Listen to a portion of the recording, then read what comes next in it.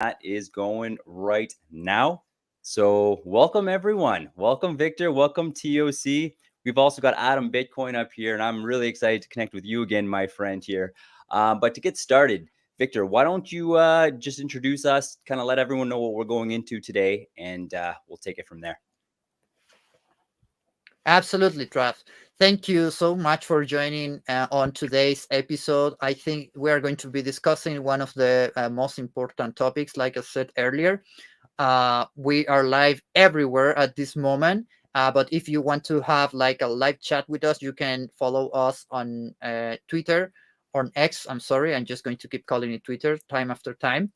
And we have a very special guest. So today we have TOC who will be joining us to discuss all of the issues regarding security in Web3.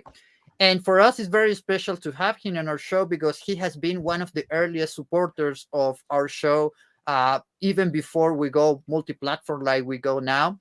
So I just wanted to say thank you and so honored to having this discussion with all of you. Honestly, it's a pleasure, man. So I'm really happy to be here. Like you said, I mean, I've known you guys for a while now in the space, and I've been a fan of the show right from the start. And what you guys have done, you brought this amazing platform.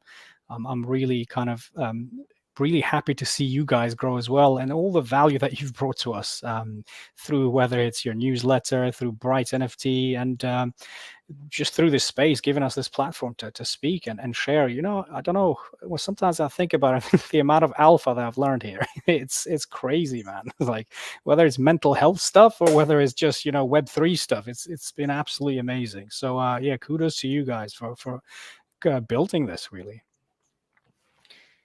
Oh man, and this right here is exactly why I was looking forward to this space so much, is because this is more than just a conversation. This is like a meeting between friends here. We've all been connected now for over a year at least, and to actually come up here and kind of live out our vision of not only providing value to our community here, who we truly appreciate, but also just to connect in a really real way with some. I'll say it again. Some of my favorite people out here is just such a meaningful experience here. So before we dive into our topic today, which is staying safe and keeping yourself from getting scammed on Web3, I just quickly want to touch base with you, Adam Bitcoin. I am super privileged that you're here with us, my friend. I just wanted to check in, see how you're doing today. So the mic is yours.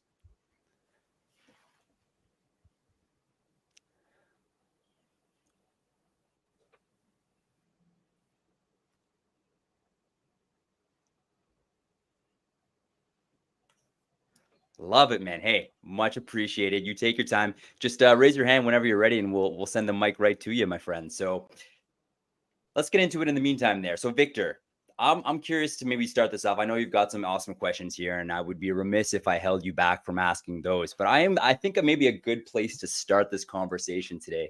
So let's share some horror stories. I want to know, why is this topic so important to you? And maybe tell us a moment where you fell victim to being scammed in this space. Yeah, I so one of the questions that I was going to ask, I will make it anyway, is who here has been scammed in crypto and in Web3, right? I think we all have. Obviously, it's like for me that I'm inside. Obviously, you have to, if you spend enough time in Web3, it's almost a guarantee that you are going to get scammed at some point, and that's a terrible, terrible image that we are giving to the world. So we need to fix this, and to fix this, of course, we have to be aware that the scammers are going to always look for new ways to make a new trick that will fool us. But it's very important that we do our part, which is educating ourselves. So today's space has that goal to educate everyone about like the very basic things that one should consider when trying to keep safe in Web3. Particularly, I've been scammed in the classic clicking on links that I shouldn't have clicked without even knowing, like I didn't know. And sometimes there wasn't even an option for me because since I collaborate with multiple projects, sometimes I have to do things for other projects, including testing products and protocols. And when you do that, you usually have to click on some places or go to places like PancakeSwap and search for strange tokens, and you have to really be careful about reading the contract address, and sometimes even that won't help. So yeah, I already saw that everybody here raised their hands when I asked about when if you have ever been scammed in Web3. So I'm curious to start with TLC. How was like that experience for you the first time? If you can share that with us, it would be amazing. Oh well, yeah. I mean, look, my first ever experience in Web3 is actually been rugs in and NFTs. I mean, I've been in crypto for a while, so since 2014. So I have, these. I've got into these meme coin pump and dumps as well. I guess it's the FOMO that grabs you in, isn't it? They play to like your psychology, and everyone kind of around you is like FOMOing into this, and there was like I've had many rugs in my time in Web3, whether it was meme coins, whether it's just like an NFT rug. My first NFT I think I ever bought was a rug, because I was trying to catch them early. I was going to websites like what's minting, just to see exactly what's minting. Okay, this is minting tomorrow. Let me mint this. Let's see if I can get in early. There was like no strategy apart from, oh, let me try and get in early.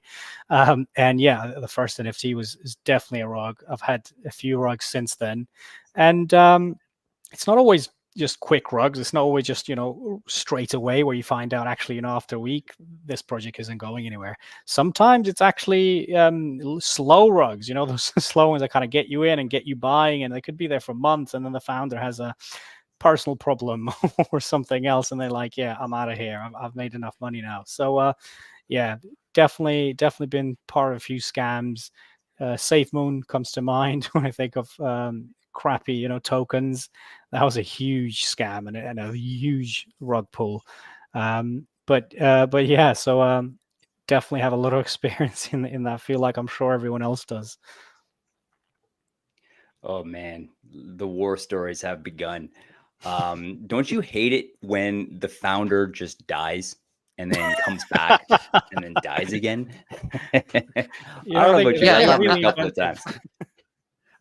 I'm sorry, I just have to interrupt there just 1 second because I want to give some context to our audience. So, in blockchain, especially in crypto and especially in the NFT industry, it is pretty common that after the mint happens and the project gets sold out, suddenly the founder dies. So, you should know that that is a risk, special risk that you have in this industry.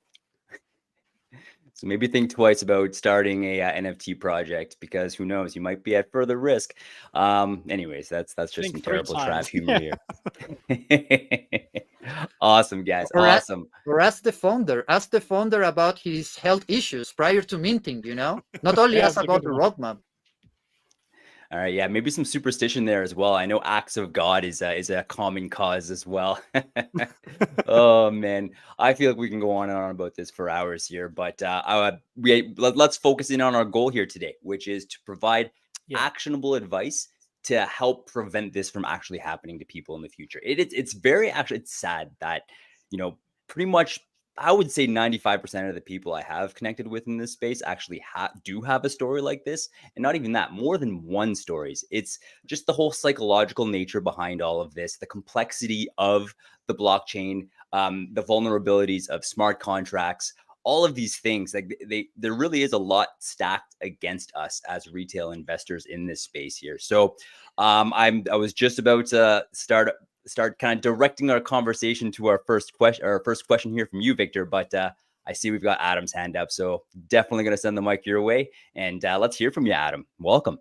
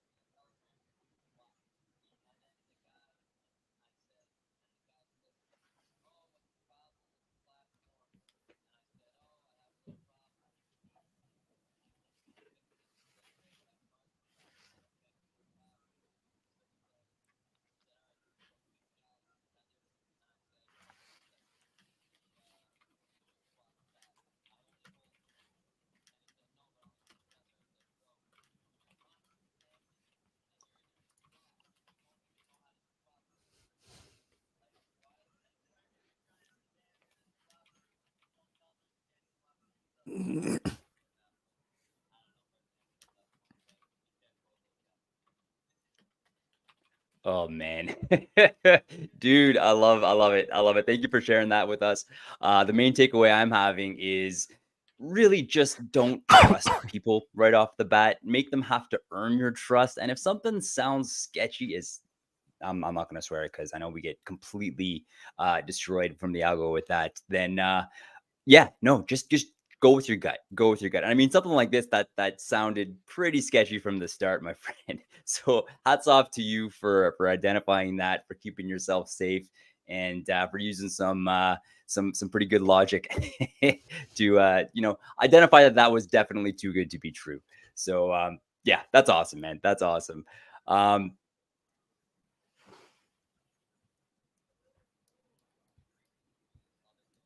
Please do.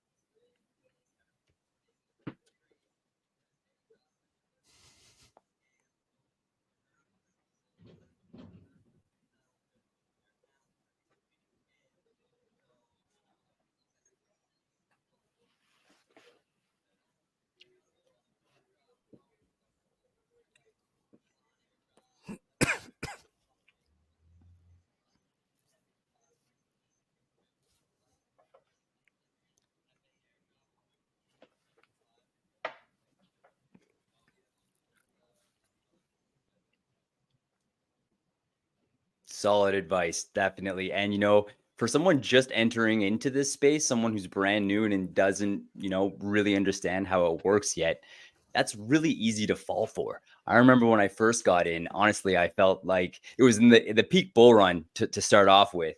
And it was like I honestly just trusted everyone because I was an idiot. I believed in the idea of free money, and I would just throw disposable income at any project that I saw. And oh man, I can't believe I didn't get rugged sooner, to be honest with you. But also in a sense, I don't have any regrets because that alone taught me so freaking much. So thank you, Adam, for sharing that, man. There's a lot of lessons there already. And yeah, very much value you and value the work that you do in this space. And yeah, appreciate you taking the time, man. So, Victor, let's get into it, my friend. I want to know what your burning first question is, and let's have this conversation. So, it's all yours. Yes, thank you, Trav. I think that you touch upon a very important point there, which is that most people right now get their security Web3 education by getting rocked, and they spend a lot of money on that. So the question for TOC is, how should people that are entering the space approach this to avoid this situation? Okay, well, look, the first thing, if you don't mind, I'd just like to kind of talk to you about the scale of the problem. So, which is leading up to then the question of, how do we then start to avoid it? So the first thing to kind of just put this in perspective is we're losing roughly around 1.5 billion, I think, at least a year. But scammers in just 2021, it was 14 billion. This year is a bit less. So the last quarter is about 300 million in terms of hacks, scams, rug pulls, just in quarter three alone. If you think about it, it's about 15 crypto scams an hour, right? So that's kind of the scale we're looking at. Out of every $5 that's lost in fraud and scams for any kind of financial fraud or scams, one of those dollars would be something to do with crypto. Which, when you put it in perspective, thinking about we don't have mass adoption yet, that's a huge number, right? So I mean, imagine when billions of people are then using crypto, what that could look like. So yeah, and the other trend is that it's an increasing trend. So every year on year, kind of the figures seem to be going up in terms of percentage increase. With tokens, because I know tokens everyone's talking about, because we're about to enter potentially a bull run in the next 6 months, and there's loads of tokens being launched. In 2022, so last year, because we don't have the data yet for this year, about 1.1 million tokens were launched completely, right? Only 40,000 of those roughly were actually live tradable tokens that had some kind of trading activity, at least 10 swaps within the first week. And 25% of those showed the classic signs of a pump and dump scheme. So that's a huge statistic. That really stood out to me. 25% of all tokens launched last year were pump and dump schemes, basically, that people put their money Real in. quick here. Sorry, real quick here. I would like you to share what is a pump and dump scheme for the people that don't know about this. Yeah, 100%. So pump and dump is basically a classic scheme where the token is launched. There's liquidity into it. There's a lot of hype. There's a lot of FOMO. They do normally really good marketing. And as people are buying it, they're putting money into that liquidity pool. What they do is, so you'll see the price of the chart. You'll see the price go up. And then what they'll do, normally it lasts about a week. Normally after a week, they'll pull the liquidity out of it. So the people who have authority over the contract, they'll pull the liquidity out and take the funds essentially, and they'll swap them into something else. And that's how they then launder that money through swapping it using swap indexes and stuff. So that's really what, in a nutshell, what a pump and dump is. And what you'll see in the chart is you'll see a huge red candle. The price normally typically is about 90% to 95% drop. Even it could be even as high as 99%. You'll see in the charts typically after about a week. Here we go. Can you guys hear me all right? We're good? Yeah, we're good. Beauty. Okay. Yeah. No, that's those stats. I mean, I'm not surprised, but I'm also incredibly surprised. It's something different to just hear those numbers out loud. It's kind of disheartening to know that such a huge number of those things exist.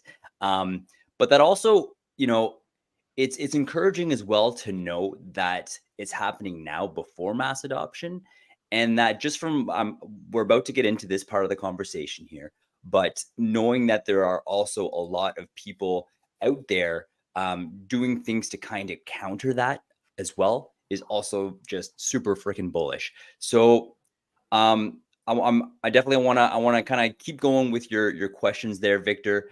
But before we do, I am curious, while we're on the topic of pump and dumps, do you have any off the bat tips that somebody might be able to use to be able to identify a pump and dump before investing into it?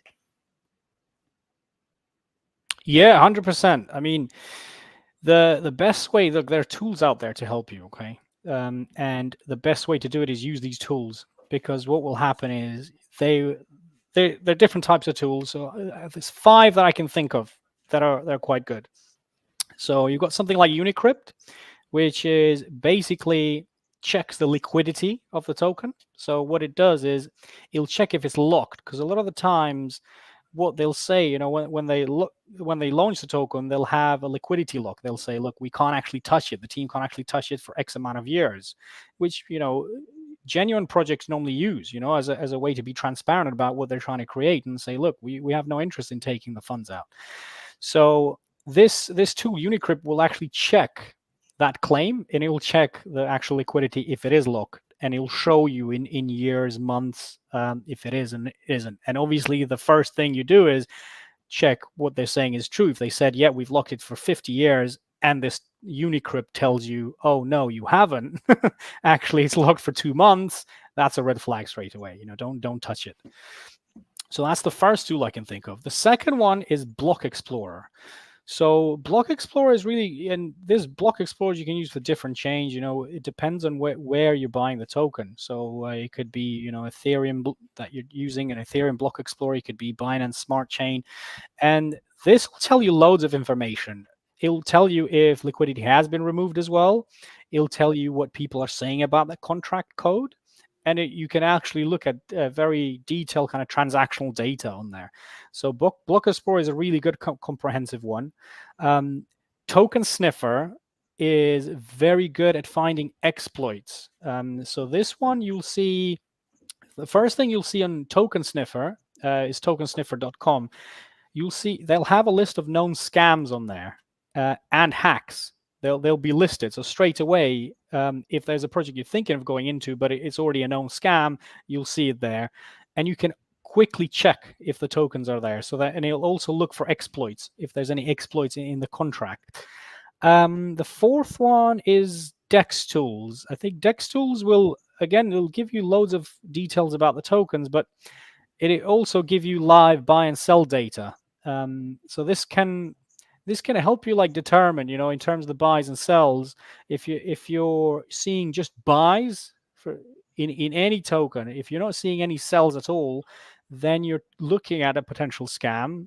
It could be kind of manipulation. So that's like a red flag as well in this space. And the other one, the last one I'd like to mention is DeFi Scanner. I think DeFi Scanner is mainly to check the smart contract if they have any vulnerability. So this is a really good tool for that, because not all tokens are scams, right? So you'll have some people who mainly genuinely want to launch a token, but there's an exploit that they haven't coded the smart contract properly. They've left something in the code that could easily be exploited by hackers in this space. And this tool, the DeFi Scanner, is really good at finding those vulnerabilities to see if they can be easily exploited. So it kind of gives you that thumbs up of, actually, you know what, you might not want to put your money in here, because actually by tomorrow this could be hacked and everything could be drained from it. So that's kind of the 5 tools that I would kind of suggest people to use. You don't really need more than those I've mentioned to really get all the information you need about any aspect of a token project. And especially because, like I said, now we're going to kind of altcoin seasons and everything else. So this is a great way to do it. And I've got a post on my Twitter. Can't remember when I posted it. I think it was 27th of October, around that time, which mentions these tools. So you can go on my site and you can see it and you can bookmark it. So if you want to, and it's got links to the sites where you can get the tools as well. Awesome, man. Dude, this is the actionable alpha I was hoping to be able to deliver today. So I thank you very much for going through that very extensive and inclusive list here. And what I like the most is that it really comes at it from multiple different approaches. And just to kind of quick sidebar here about Dex Tools, and I believe CoinMarketCap as well, they also actually have a rating that tells you kind of the safety level of the coin or the token. And they have a whole list of criteria that they go put it through as well. So it just makes it a lot easier to see right off the bat, oh, this has got a 99% safety score versus, ooh, this is like a 15% safety score, and kind of gives you a good place to start. Also, just to everyone here, I just want to quickly take the opportunity to mention this. After this space, our next newsletter dropping on Wednesday, we're going to be including a comprehensive list of everything that we speak about today. We'll include links. We'll include ways to get in contact with TOC as well. So if you haven't yet, definitely check out our bio for myself or Victor or the Web3 Matters account, and we've got a link to the subscription link there. So let's keep going here. This is awesome, guys. This is exactly what I was hoping to get at it today. So Victor, I am curious to know from you, my friend, where is your mind on all of this, and where would you like to take this conversation? Yeah, sure. I would like to take this conversation towards the direction of, advising beginners at a more like high level. But first, I would like to point out a question for the lazy guys. Like, 5 tools is great. Like, it was very comprehensive, and I will make sure to check all of them, because some of those, to be honest, I didn't knew about them. So if you would have to pick only one tool for the lazy people, which one would be? I think probably DeFi Scanner. No, actually, probably Dex Tools. Dex Tools. And why? I think just because it's very comprehensive in everything it tells you about the token. And from there, you can also determine what a thing like a honeypot scam is. It's quite good at sniffing those out as well.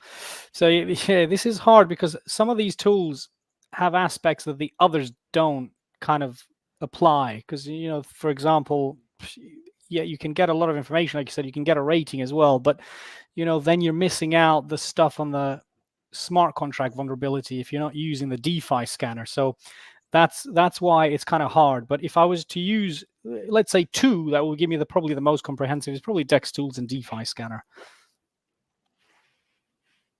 Awesome. Thank you for sharing that. And so now let's take it to the next step, which is, okay, I'm a beginner. Probably the most likely journey is that you purchase some tokens like Bitcoin, right? Like the main tokens on a centralized exchange like Binance or Coinbase or whatever. Then taking it from there, what things should people take into consideration to move forward into their crypto journey? Well, I mean, let's start the basics. The basics, you'll have. So if you sign up to Binance, you bought some tokens. The first thing you want to do is make sure that you keep those tokens safe. They're not necessarily going to be safe in Binance, though. I mean, this is the first thing I always tell people in terms of giving advice. It's not financial advice, but it's advice in keeping your crypto safe. Is self-custody. Keep your tokens in a different storage apart from exchanges. Even if you bought an exchange, even if it's a small amount, just get in the habit of actually putting your money into, or your tokens into, self-custody. And with self-custody, I'm talking about cold storage wallets for crypto specifically, because the largest exchanges can go down overnight, and we've seen it in this space of people who have experience. We've seen some of the biggest exchanges, we've seen them lose billions from incompetence, from hacks. Next thing you know, the next day suddenly withdrawals are frozen, and that's it. It literally takes overnight for even a biggest exchange to go down, and none of them are secure in my eyes. So you bought your crypto, you bought it on Binance, let's say, as an example, but make sure you get yourself a cold storage wallet and set that up, and keep your seed phrase safe. Make sure you never share it with anyone for the seed phrase for that cold storage wallet, and put your coins in there. Awesome, Trav. I see your face there on the streaming, and I can read that you might have some questions or follow up here. Oh man, I'm just loving everything that you're saying. I'm a huge proponent, or I'm not sure the word that I'm trying to use. I'm not sure if that was the right one or not. Anyways, I digress. Get your money off centralized exchanges. Oh man, that's something that I've had kind of the privilege, but also the I'm just like the luck, the fate that it wasn't a centralized exchange that I was holding on. Like to see this actually happen, to actually see a centralized exchange go down. And for myself, I had a lot of funds. I think it was like, for me, a decent amount of my portfolio was on actually crypto.com, which is another centralized exchange. That one was safe. But to know that there were other people with a high number, or just a crap ton of liquidity being held on a centralized exchange that not only they could not access, not only could they not monitor, but because that was happening during one of the biggest dumps in the crypto market history, they were just losing money by the minute. Like it was terrifying to know that, like, for example, like, I just want to bring this to life because this is really freaking important. I think at one point I had about, for me, this was a crazy amount of money, but $500 worth of Solana, $300 worth of Ethereum, particularly Solana, because it got hit really freaking hard. But if I wasn't able to access that as soon as these like red flags were starting to come out in the media, as soon as all this FUD starting, as soon as you can kind of see those technicals start to shift for the negative, if I wasn't able to access that, I would have seen that $500, $800 worth of tokens that I had drop to, I think I did the math, and it would have been down to like $70.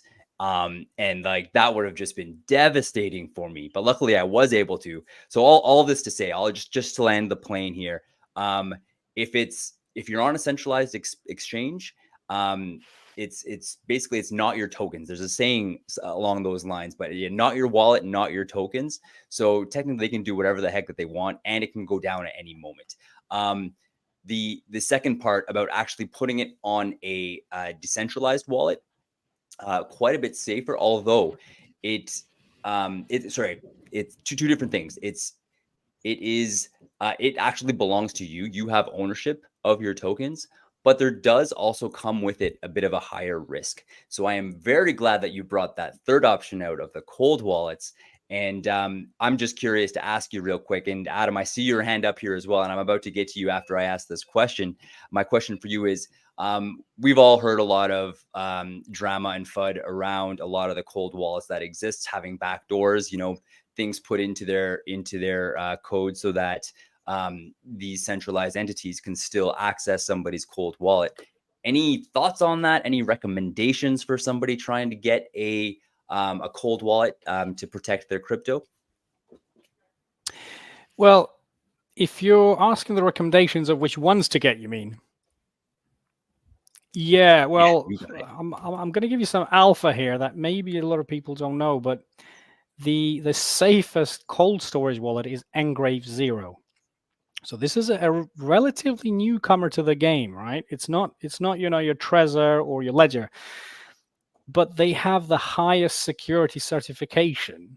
And I'll tell you why. So the reason is because they've collaborated with loads of different people really high up in the cryptography kind of space, including John Jacks. I hope I'm saying his name right. I think John Jacks Quistquarter, something along those lines. I hope I'm doing that justice. But he is actually the person who cited. He's the second citing in the Bitcoin white paper by Satoshi. He cited John Jacks' work in cryptography.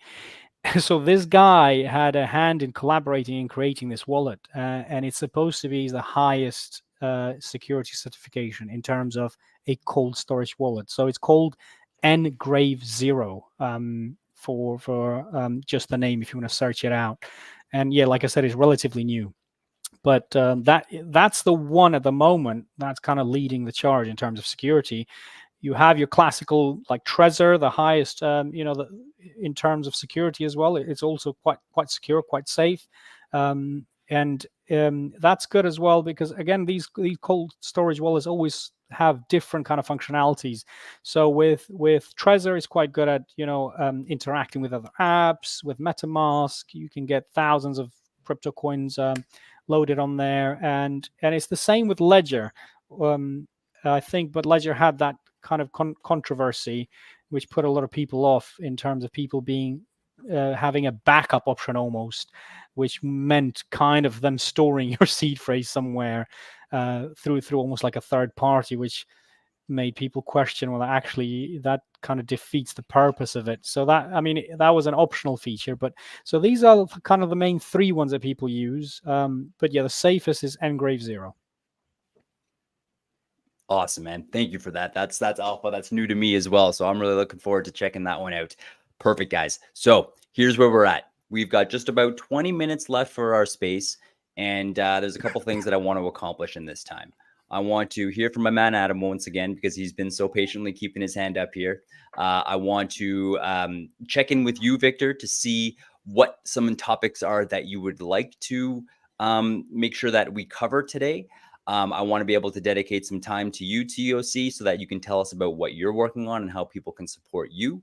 And then I'm also curious at some point to talk about, all right, so I've gotten rugged. Now what do I do? Or I've gotten scammed, or my wallet, or you know what? I think maybe the most practical one might be to talk about my wallet got drained. Now what do I do? Because in the other cases, often there is not much that you can do. So yeah. So Victor, I want to check in with you here real quick. Actually, sorry, Victor. You know I love you, but I think I would be remiss if I did not quickly check in with Adam, and then I'm going to direct the mic back to you there, Victor. So Adam, I see your hand. Let's hear from you.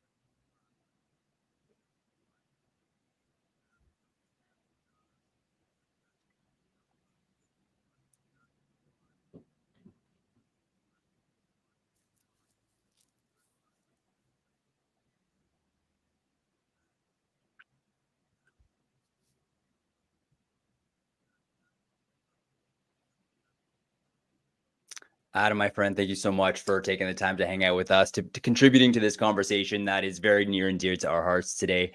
Just a pleasure to connect with you as a person once again, man. It's been a little while here, and I'm grateful for you taking the time today, man. So yeah, enjoy those spaces, and let's keep in touch, my friend. Awesome.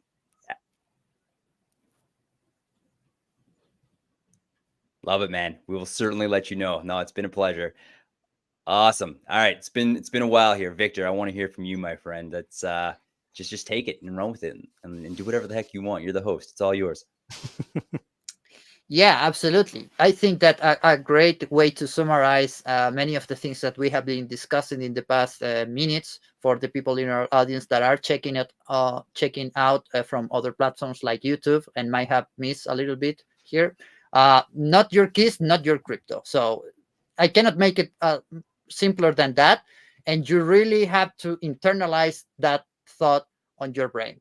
Now, moving forward, you touch upon a very great point, Travis, which is, okay, it already happened, man. I got drained. My wallet got drained. I click on a link that I shouldn't have. I didn't knew, like, I just didn't realize, right? People make mistakes all of the time, and scammers are, very sophisticated in the way they treat you.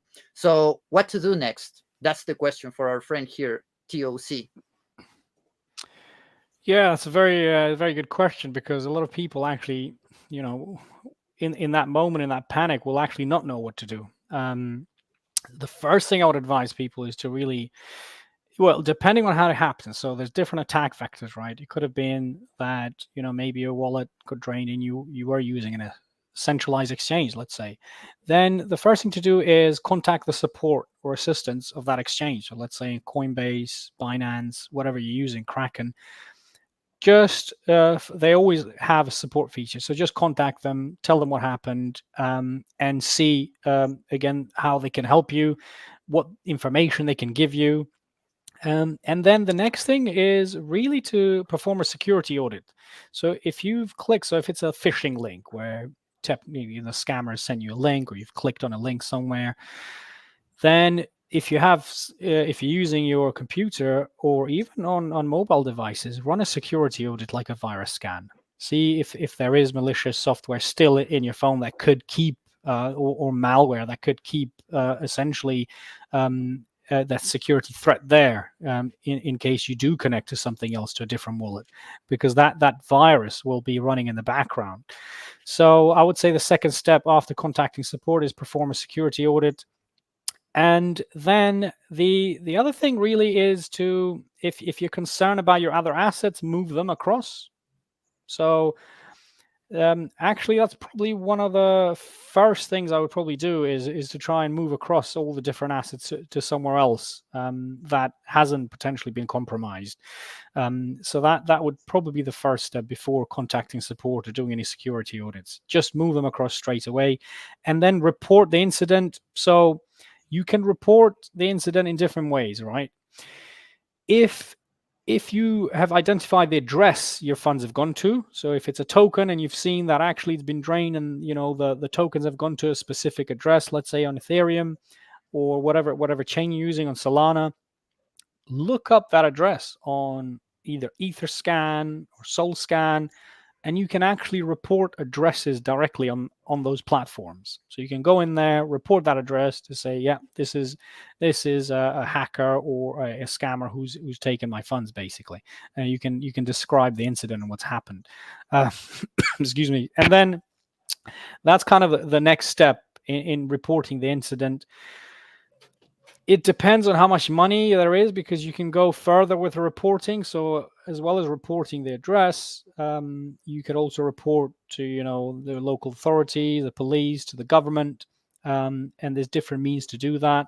So it depends obviously what country you're based in, because I know a lot of us here are across the globe. And then I would find you will typically find it quite easy if you're just searching on Google, how do I report a crypto scam, or my wallet's been drained, how do I report it? And you'll be able to report it that way. Again, it's up to you to weigh up whether how much money you lost, whether it's worth reporting it to the authorities. But it's always good to do it anyway, because they collect the data, and then the data I mentioned in the beginning about how many scams are there, how much, to know the kind of extent of the problem. They use that data, which is still important. If you use a social network, if your attack vector was social media, right? So if someone sent you a link on your DMs on X, or if you've clicked on an airdrop link on a tweet, or an X post, then you can report that account, obviously through X. Report the account, report to say that it's a financial scam. It's quite easy to do that. So that I would report it that way as well. So those are kind of some of the things that you can do. I guess in terms of reporting and the next steps of after you've been scammed.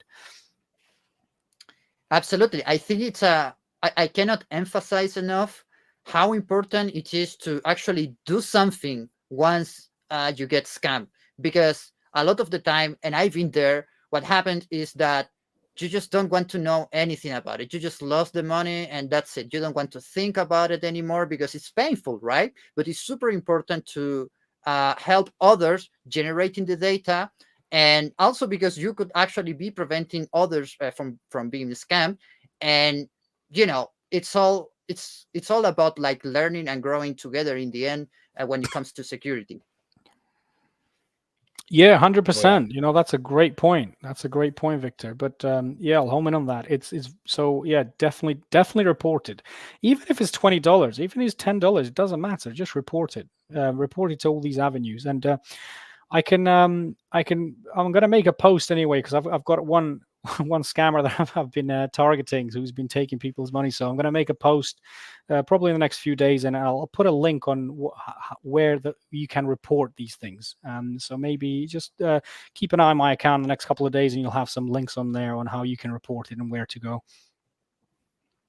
Excellent. I think there's the real alpha right there. Is definitely give TOC a follow, put your notifications on. Not only is he always putting out content about important security topics like this, but he's also putting out very insightful kind of Bitcoin market updates. We had a really good discussion back and forth yesterday about whether or not we're actually entering a bull run, some of the signs that might be supporting the idea that maybe we are actually starting a really good bull run here. And so not only, are you equipping yourself with really updated and powerful safety alpha, but you're also getting very honest, non-biased, in my opinion, views on what's actually happening in the market overall. So they're just alpha dropped. All right, guys. So we've got about 9 minutes to go here. One thing I realized we haven't done yet is made kind of a comprehensive list of different ways that you can actually be like scammed. And I think that might be a good thing to highlight, just so that people can kind of know what to keep their eyes open for in the first place and to avoid that. So we have covered a couple. We've spoken about suspicious links. We've spoken about people trying to get a hold of you in the DMs. We've spoken about posts. Yeah. What else you got? Let's make a bit of a comprehensive list here, and we'll definitely make sure to share that, as with the tools that we spoke about, as with basically all of the alpha that we're talking about today in our newsletter. And yeah, so TOC, Victor, anything you guys have to contribute to that, I would love to hear it, and I think it'd be very valuable. Yeah, I mean, I can go. I mean, just the things I can think of top of my head in terms of the attack vector, so the different ways they can try and get you. Yeah, you mentioned DMs out of the blue. Always ignore them, especially if they're sending links. So those most likely are phishing scams. Social media posts, be very wary of airdrop posts. Let's say this is a new amazing airdrop, click on this link to claim yours. So that's typically on X as well. Then you're looking at the other thing I would say is be very careful. So the other way is when you are linking your wallet with other platforms, with third-party apps, and we do that a lot. We do that whether with X, but let's say you have a phantom, software wallet that you're using, and you are, you're signing up to mint something. Just be careful of the website that you're minting on. Be careful who you're really linking your wallet to, and main thing with those is just check what you're signing, the message that you're, what what are you giving them in terms of approval for them to do with your wallet? Is it just view and see transactions, or is there more? Is there something more on there? And some wallets have a built-in security feature where they'll tell you that actually this looks suspicious, so you get a red flag straight away. And then ignore urgent requests. I would say, yeah, definitely people trying to get you into FOMO into something and then make it seem really urgent. Then yeah, definitely ignore those. The ones that send you the links, hover over the links and see where that's leading, where that's taking you to. So I would say that's really important. The other one is with NFTs, which we haven't mentioned too much, but with NFTs, you will get loads of really suspicious NFTs in your wallets. You've probably all seen those. If you have an NFT wallet, you'll see them hidden normally. Don't interact with those NFTs, because that's one way that they try and kind of get access to your wallet. So interacting with really suspicious looking NFTs, if you've received something in your wallet that you generally you haven't minted, it's most likely a suspicious NFT that's got something in the smart contract that will be suspicious and drain you. So I would say avoid those as well. That's definitely another attack vector. And yeah, I think that's kind of all the different ways. So social engineering through social media, we've already mentioned. Third-party apps, downloading them and linking your wallet to those as well. And phishing links, suspicious NFTs, just to summarize. I think that's probably it. Freaking incredible, man. I'm so glad that you touched on everything that you did. The one thing I just quickly want to highlight a little bit, and then I have one quick question here for you, is how important it is not to get pulled into the hype. That is especially for like pump and dumps, especially for potential NFT projects that might be rugs. That like over the top hype is a huge red flag. Just looking back in a lot of the NFT communities that I've been a part of, if there is an imbalance between hype versus actual, important updates, white papers, like forecasted plans, transparent, founders actually taking part or time to have communications with their audience to answer real questions, as opposed to just promoting that hype. Huge red flag. And I think about 99% of the projects I've been a part of that have had that level of hype have inevitably just, lost their founders due to tragic death. So, also, I do want to ask you, because I'm so happy that you brought that up about having these random NFTs sent to your wallet. So what do you do with those, and how do you get rid of them without really interacting with them and putting yourself at risk? Most of the time, what I would say the safest thing to do is probably not interact with them. You can burn them, but to be honest, even that is not foolproof or guaranteed that it won't, because you're still technically interacting with them. So you can burn them. If you're in Solana, you can use Soulburn. In Ethereum, I think they have their own burning mechanisms, which you can use. But me personally, myself, I would say just don't touch them. Just leave them there. I wouldn't do anything with them, because most of the time they're hidden anyway. So these platforms are normally quite good at separating those type of NFTs that are suspicious between the legitimate ones. So they'll be hidden somewhere else where you can't see them. You technically have to click on something to be able to see them.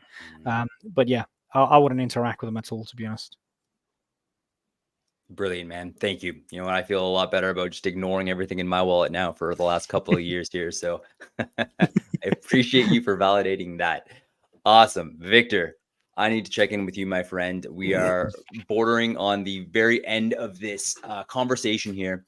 We definitely need to let or just hear from TOC about what he's working on, how we can support him. But we definitely need to check in with you first to see if there's any other burning questions, any other important topics that you think we should cover today before the end of the space. Yeah, absolutely. So the first thing that I want to do before asking my final questions here to our friend TOC, thank you very much for everything you have been contributing today. It's been amazing. I just want to give a quick shout out to Bukes, Cel, Claudio, obviously Irena, Bruce, Ike, Irena as well. I'm sorry, it's just that I get confused with Irina and Irena. And also to Steve and our friend here from another project, Anthropoids. Thank you so much for joining today, guys, to our space. We really appreciate everything you guys do to support us, and we try to give you back as much value as possible with these nice conversations. So, real quick, super honest question about like your perception. I know that this is going to be like kind of subjective, but can you really be a degen and stay safe? And by being a degen, for those who don't know, I mean like people who like to go into these airdrops, hunting, and clicking and minting NFTs that maybe are not so mainstream. Can you really go into the degen mode and stay safe all of the time? What's your thought on that? Phew, that's a very good question. I would probably say no. My first inkling is to think, actually, if you want to FOMO into something, then you're most likely, the statistics I gave you earlier, 25% of meme tokens, if you're FOMOing into them, you're going to get scammed. Like, you're going to lose your money. And that's why it's really hard to do. It's really hard to kind of catch that next, big thing and stay safe at the same time. So because there's so much out there, right? And there's the other thing is we've got this great network of people, some of the people here who are in the space, and 30% of people getting into any project is from someone else, usually their friend who's told them about it. So that's like 30% of people who need my DMs telling me to get into this next thing. I'm probably going to listen to some of those because some of these people I respect, and some of these people I've built with, and I think, oh yeah, this guy maybe knows what he's talking about. Then he's like, oh, sorry, mate, it's all gone down the drain. So yeah, I think I even got a Trav. I think I gave him an NFT, a while ago from Nerdy 8 Hub, and that ended up being a rug pull. Just a very long one. So it's like it's hard. I don't think so. Yeah, sorry, go ahead. Yeah, no, I just wanted to say that I love that your answer showed that the statistics and the math are not on your side. That's very important for me as a person that likes to take data-driven decisions. And if you put on that the fact that, okay, if you are going after these airdrops, you want to sell the coins at a very high price, right? And get out of that and hopefully everything to go well. On top of the security things, you really have a tiny chance there to making it. And you probably are better off investing your time in building skills that you can monetize or something else, right? But anyway, Trav, I know that you had something to say. Please go ahead, my friend. Awesome, man. Great point. I think that's a really important one to really land the plane on here. And two quick things that I wanted to mention here. First things first, still have that NFT that you sent me way back when. Proud holder. Honestly, I think about 99% of the NFTs I'm holding right now are rugs, minus, of course, my creepy creatures, thanks to my man Bruce down here, who's just completely represented in that area. But I'm getting off track. So here we go. We are at the end of our space. And here's what I propose, Victor. And I want to check in with you to make sure that this is cool with you. I would love to hear about what TOC is doing, what he's creating, what he's building. I want to know how I can support him. And while we're hearing out TOC, I want to open the mic to see if anyone else has any questions that they'd like to ask or any last minute contributions to the conversation. So what do you think, Victor? Absolutely. Let's do that. So let's give some time to people to think about their questions while the TOC introduce what is he doing and how can we support him as well, because obviously this is something that we're really encouraged to support other builders that are not really yet in the mainstream side of crypto, which is amazing because this is the people that are actually working hard every day. So yeah, please go ahead, my friend. Yeah, it'd be a pleasure to. So yeah, I'll try and keep it as brief as possible. So because of all these scams and because of my background's actually, I worked 11 and a half years in banking. So I did loads of compliance, KYC, risk analysis, that kind of stuff. So I wanted to kind of use those skills and bring something to Web3 in terms of KYC and doxing to help people, is to really help you as part of your DYOR, so doing your own research. So what I created is a third-party doxing tool. So I called it TOC3DX, which is the open chain third-party doxing. And I wanted to incorporate blockchain into it through NFTs. So what I built is a doxing platform, a verification platform, which verifies the person. So let's say you're a project founder, you'll get a text from my company. It'll ask you to take a photo of yourself, photo of your identification, and I'll get the information because I'm the expert. I did this for 11 and a half years, and I'll look into it. And I've got a great system which tells me basically straight away the red flags. Okay, this is definitely not the right person, and then you will get an NFT from us, from the open chain. It's on Solana. That proves, so that NFTs is not for sale. So I've wanted to use NFTs as a proof of service, essentially, or proof of verification. So on chain, people will be able to see that NFT has been transferred to this wallet. So this person, this founder has been verified using the service, essentially, and that NFT is not transferable after that. If it's transferred again, it becomes void. So you can't actually, it defeats the whole purpose. So that's kind of what I built. Is mainly aimed at project founders or individuals in the space who have Web3 skills. Some people like Irina over in the space have used it, and I'm happy to say the feedback was really good. And that's kind of what I'm building. I wanted to kind of just add a bit of layer of transparency for founders to their communities, but also to others, but without kind of showing their face or their identity to everyone, if that makes sense. I mean, because loads of people come out and say, look, I'm John, I'm building this project, but actually they're not John, they're Mark. You know what I mean? And so you don't really actually know people. They haven't really fully doxed, if that makes sense. And that way, doing it through a third party like me, then you will be fully doxed. There's no doubt about it. But not everyone will know where you are, who you are. If something goes wrong, they won't be after you in that sense, because I see why people, might fear that in the space. So, and I think it's up to us to kind of create that environment. I thought, let me bring this, and the more people that kind of start using these kind of tools, the more people that kind of start being more transparent, then we create the environment where actually real builders are highlighted. Is never a guarantee. You're never going to be 100% guarantee someone's not going to rug. But statistically, I know Quantic, you like statistics, you'll have a 70% chance likely that person will actually do something malicious if they've been KYC verified. And my company's here in the UK, so I abide by the data protection laws. That information is kept. My partnership is with Apply ID, so that information is actually through on their system, so it's not held on my system, and it's very secure, and it's only held for a short matter of time, so it's a matter of days where that then gets deleted. So we haven't got this problem of this data could be leaked in the future. So yeah, that's kind of my background. My background is in data protection, and I wanted to kind of use those skills and bring it here. I'm actually in talks. I've just signed a contract with a huge car brand. I can't mention them yet because they haven't launched it, in terms of giving them consultancy for data protection as well. So it's a big supercar brand. I'm excited to work with them as well. But that's kind of my skills, and I wanted to bring that into Web3 as well. Ooh, that is bullish, man.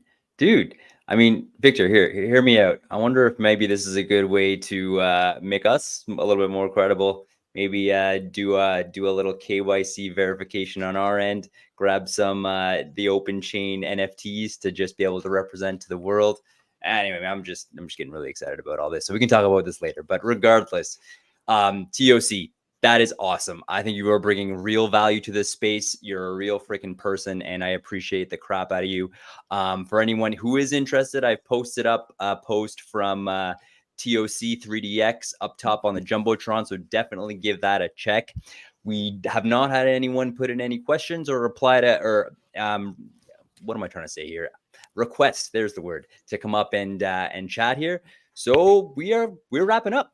Guys, it's been a great freaking space. I think this specific space here is one of the first ones that we've had where I actually feel like we've accomplished what we set out to do 100%.